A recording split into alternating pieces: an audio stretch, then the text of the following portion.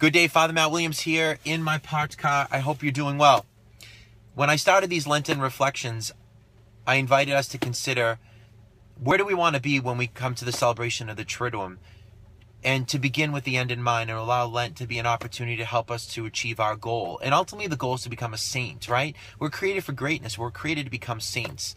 And I gave us an acronym to help us to understand and break open what a saint is. A saint is someone who has embraced self-mastery, self-discipline, to not be ruled by their desires or their vices.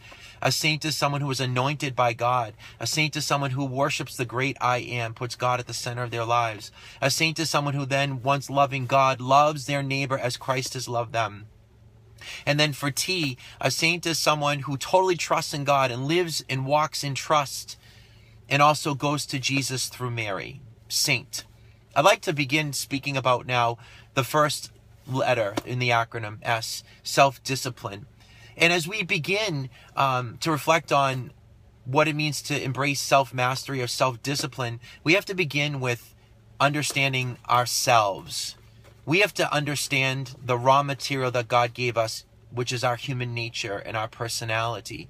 St. Paul says in his letter to the Corinthians, 2 Corinthians 4, verse 7, that basically we have this treasure in earthen vessels. He's saying that like this gift of God that we've received, we hold it in jars of clay. We're clay pots. We're so fragile and broken and imperfect.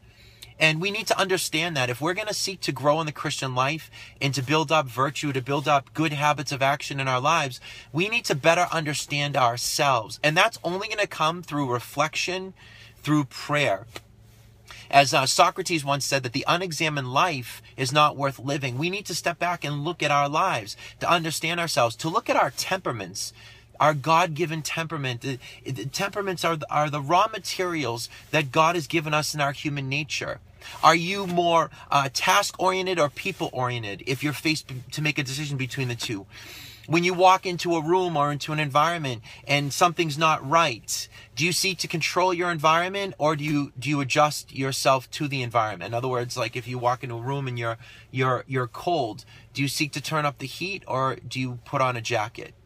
How do you adjust to your environment? How do you respond to task versus people?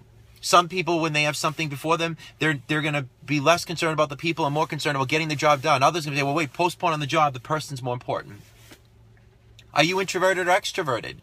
When you walk into a room, do you want to meet everyone and do you love just the excitement and the energy that comes from being in the room, or do you tend to go off to the side and being with all those people can be drawing of energy?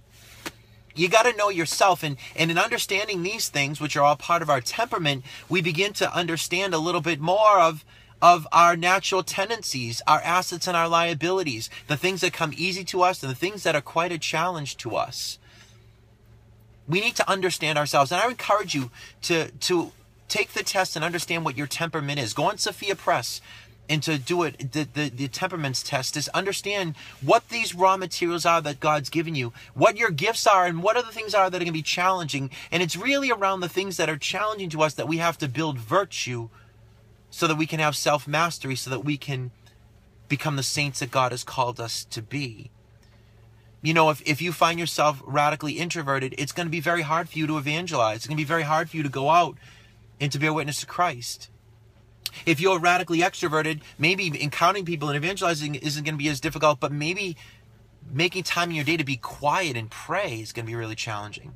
And we can multiply the examples based on our temperament, but the bottom line is that the better we understand ourselves, the more we can seek to build virtue in our life and become the saints that God has created us to be.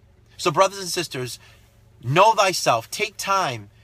Take time to do the temperaments test. Sophia Press offers Sophia Press Institute offers a great temperaments test. But take time to understand your temperament, to understand this jar of clay that God has given you, so that we can beg God for the grace to help us to become virtuous, to master ourselves, so that we can become the vessels of God and the saints of God that He's created us to be.